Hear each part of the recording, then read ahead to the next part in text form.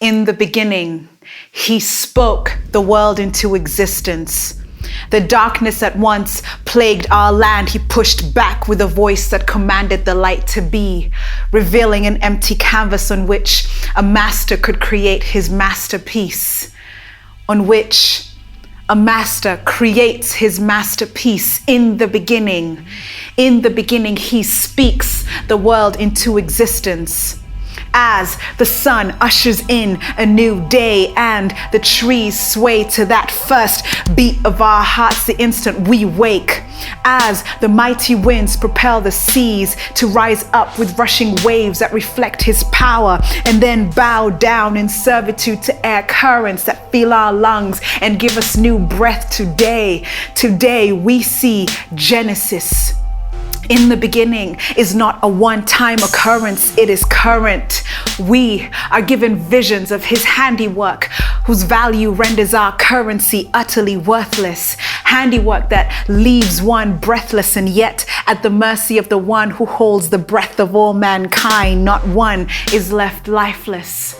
The vault he spoke into place, that which separated the waters and called it sky, home to the northern lights, the enigmatic recurrence in the spot at which the earth's magnetic presence is weaker, requiring the governance of a creator and thus an illumination of the night with hues of color, a beauty that must only be second to his splendor. Weakness is quite literally the essence of the aurora. And weakness is quite literally the essence of our strength because of a creator whose grace is sufficient, a creator who, in the beginning, creates a clean heart and makes new a right spirit within, laying groundwork for his word to be planted and yield plantations. Land gave birth to fruit according to its different kinds, a prophetic display of the connection to his spirit that makes us faithful, gentle, and kind, fruit with his seed in it. And God saw it and said, it is good. And God sees us and says, we are good, not because of what we do or say, but because we were resurrected with him on the third day. Days and years he called forth and gave them over to light to interpret. He saw fit to adorn the day with the greater, that which he made to shine so bright, as if lending it some of his might, while the lesser he made govern the night. A picture of perfect submission depicting that even in the darkest of time we can stand still and not moon over our disaster, but instead reflect the sun's glory. In a world deceived by an evil master, we can fix our eyes on the bright and morning star as our hope is renewed, a start to the revelation that in the beginning he speaks the end of the evening.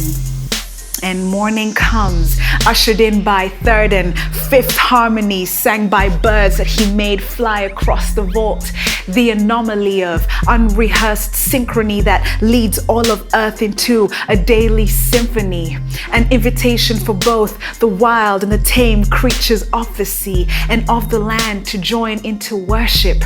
And an invitation for both the young and the old, the weak and the strong, the black and the white to join into sonship. Man he made on the sixth day into the image of the Father, unashamedly showing off his creation through us and taking it further. So whether our eyes are snapshots of the deep blue sea or carbon copies of the sand dunes in the Sahara, or even mirror the forest green trees, whether our hair flows in the direction of the wind dancing with no cares to give, or whether it defies the very laws of gravity as it dares to reach the sky, there is no they, there is only us.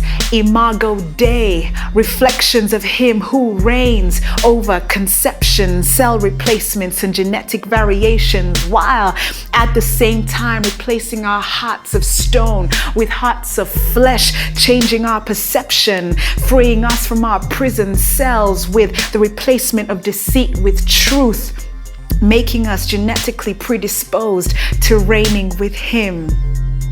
So now we speak things that be not as though they exist, call forth healing and rid our bodies of disease, proclaim His word over our lives until dark forces have no choice but to desist and lose the fight, because in the beginning He was the Word, the maker of a new heaven and a new earth.